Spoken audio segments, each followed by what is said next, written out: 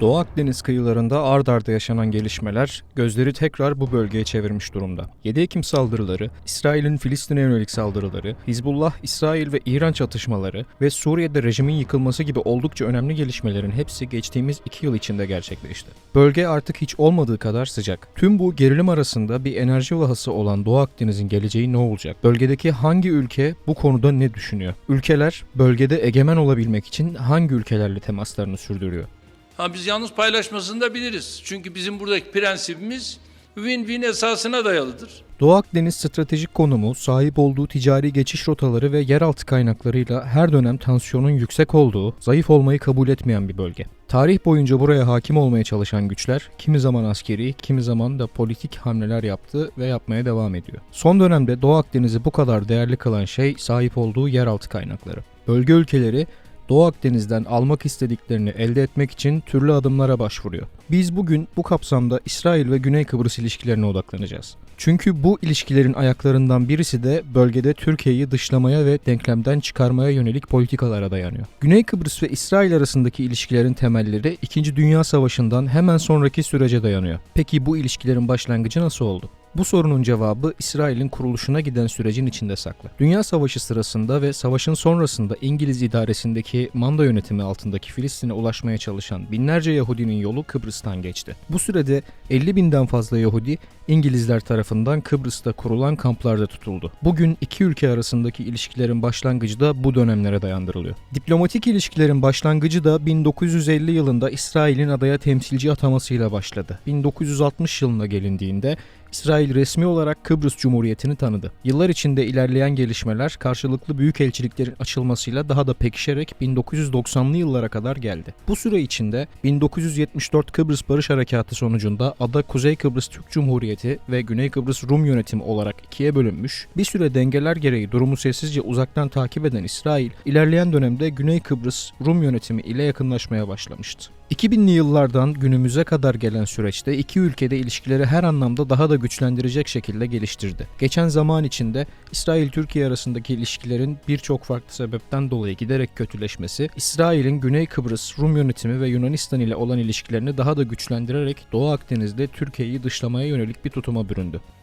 Akdeniz'de gerginliği artıran Türkiye değil, Türkiye'yi ve Kuzey Kıbrıs Türk Cumhuriyeti'ni yok saymaya çalışan Rum, Yunan zihniyetidir. Doğu Akdeniz, sahip olduğu enerji potansiyeli ve stratejik konumuyla tüm dünyanın gözünün üzerinde olduğu bir bölgeydi. İsrail ve Güney Kıbrıs tam da bu durumdan kaynaklı olarak bölgenin önemli aktörlerinden birisi olan Türkiye'ye karşı işbirliğini daha da arttırarak bir üst seviyeye çıkardı. 2019 yılına gelindiğinde Doğu Akdeniz için önemli bir yıl oldu. İsrail öncülüğünde Amerika Birleşik Devletleri ve Avrupa Birliği destekli oluşturulan ve İsrail, Güney Kıbrıs Rum Yönetimi, Filistin Devleti, Yunanistan, Mısır, Lübnan ve İtalya'nın paydaş olduğu Doğu Akdeniz Gaz Forumu kuruldu. Burada yapılan görüşmelerde Doğu Akdeniz'den çıkarılan gaz boru hatları aracılığıyla Güney Kıbrıs üzerinden Girit Adası ve Mora Yarımadası'na, buradan da Yunanistan anakarasına ulaştırılarak Avrupa pazarına sunulmasına karar verildi. Ancak ilerleyen dönemde maliyetinin yüksek olması gibi nedenler sebebiyle Türkiye'yi bypass ederek Doğu Akdeniz gazını Avrupa'ya taşıyan İstmet projesi rafa kaldırıldı. Taraflar çıkarılan gazın Güney Kıbrıs'ta sıvılaştırılıp gemilerle Avrupa'ya taşınmasının daha maliyet etkin bir çözüm olduğu fikrinde hemfikir oldu. Doğu Akdeniz'de düğüm hala çözülmüş değil ve tarafların diplomatik hamleleri devam ediyor. İsrail, Güney Kıbrıs ve Yunanistan arasındaki ilişkiler de bu kapsamda Türkiye ve Kuzey Kıbrıs Türk Cumhuriyeti'nin aleyhine olacak şekilde devam ediyor. Bu kapsamda en dikkat çeken gelişmeler İsrail ile Güney Kıbrıs arasında yaşanan askeri işbirlikleri. İki ülke daha önce birçok defa ortak askeri tatbikat gerçekleştirdi. Kıbrıs adasında yapılan bu tatbikatlara İsrail ordusu F-35 savaş uçakları da dahil olmak üzere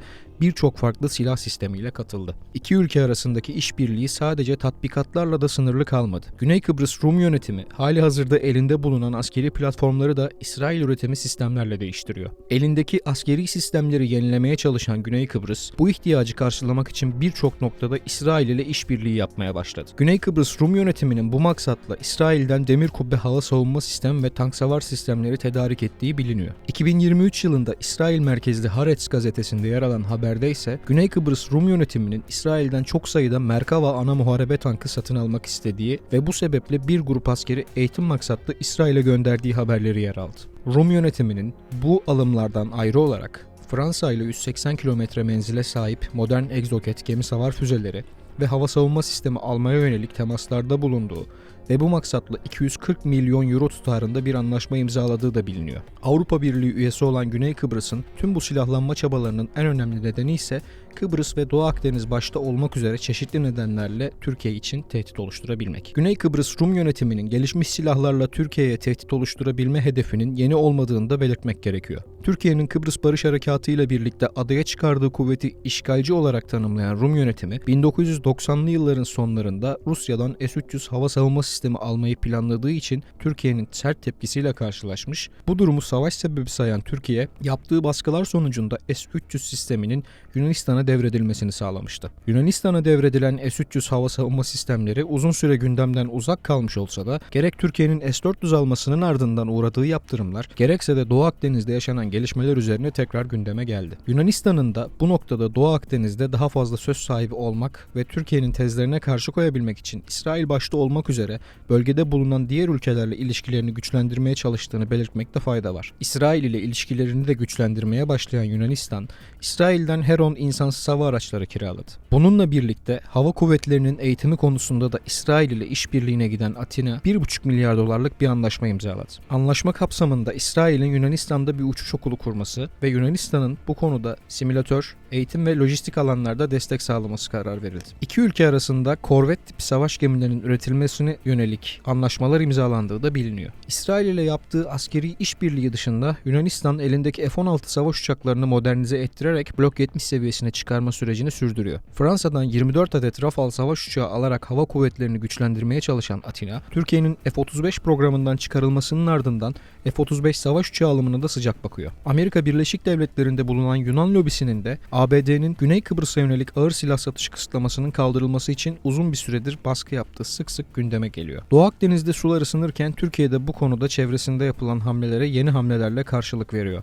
Donanmasını yenilemek için dışarıdan alım yapmak yerine yerli sistemler kullanmayı tercih eden Türkiye'nin hali hazırda çok sayıda askeri projesi eş zamanlı olarak yürüyor. Diplomatik olarak da boş durmayan Türkiye'nin Libya ile imzaladığı deniz yetki alanı anlaşmasının bir benzerini ilerleyen dönemde Suriye'deki yeni yönetimle de imzalayarak Doğu Akdeniz'deki elini güçlendirmeyi planlıyor. Ulaştırma ve Altyapı Bakanı Abdülkadir Uraloğlu'nun konuyla ilgili yakın zaman önce ilerleyen zamanda bir deniz yetki anlaşması muhtemelen yapılıp Doğu Akdeniz'deki çıkarlarımızın korunması noktasında vaziyet almamız kesinlikle söz konusu olacak şeklinde konuşmuştu. Bu durumun Yunanistan için bir endişe kaynağı olduğu basına yansıyan ve Türkiye'nin Doğu Akdeniz'deki tezini uluslararası arenada daha sağlamlaştırması oldukça muhtemel. Bölgedeki aktörlerin ard arda yaptığı diplomatik ve askeri hamlelerin sayısı her geçen gün artarken bu noktada son dönemde İsrail, Güney Kıbrıs, Yunanistan arasındaki görüşme trafiği de oldukça dikkat çekici. Ayrıca bu ülkelerin bölgedeki diğer ülkelerle sürdürdüğü diplomatik temaslar da Türkiye'nin dışlanmasını hedefleyen politikanın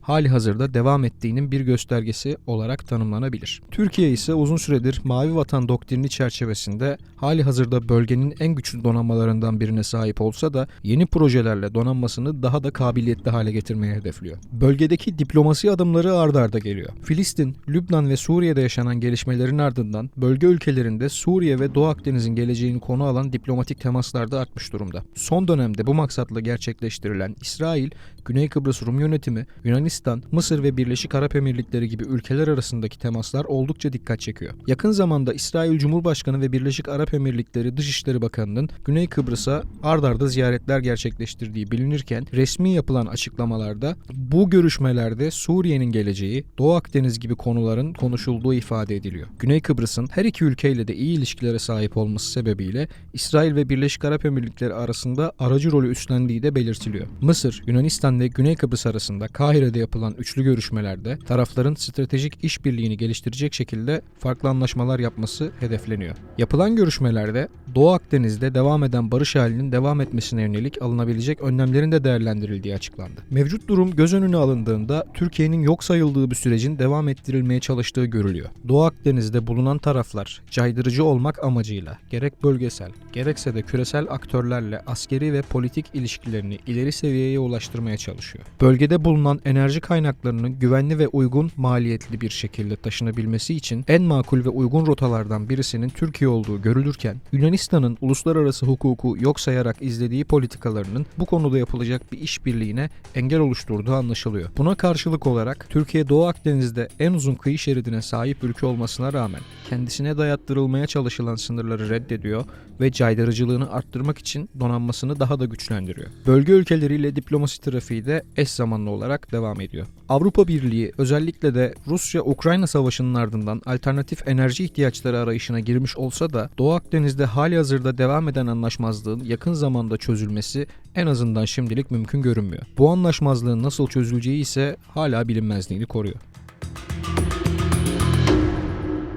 Doğu Akdeniz kıyılarında ard arda yaşanan gelişmeler gözleri tekrar bu bölgeye çevirmiş durumda. 7 Ekim saldırıları, İsrail'in Filistin'e yönelik saldırıları, Hizbullah, İsrail ve İran çatışmaları ve Suriye'de rejimin yıkılması gibi oldukça önemli gelişmelerin hepsi geçtiğimiz 2 yıl içinde gerçekleşti. Bölge artık hiç olmadığı kadar sıcak. Tüm bu gerilim arasında bir enerji vahası olan Doğu Akdeniz'in geleceği ne olacak?